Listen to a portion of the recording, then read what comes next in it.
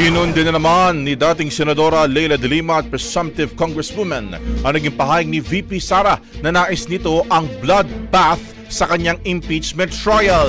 Full throttle na yung kanilang preparation for the impeachment. Sinabihan ko na rin talaga sila, really, I truly want a trial because I want a bloodbath talaga. Ayon kay de Lima, sisiguruhin niyang kung magkakaroon man ng bloodbath, dugo ito ng nililitis na nasa ilalim ng impeachment at hindi ng mga prosecutor, senador, administrator o ng publiko. Git niya, ang impeachment trial ay isang seryosong proseso kaya sinabi niya sa pangalawang Pangulo na kailangan ho itong galangin.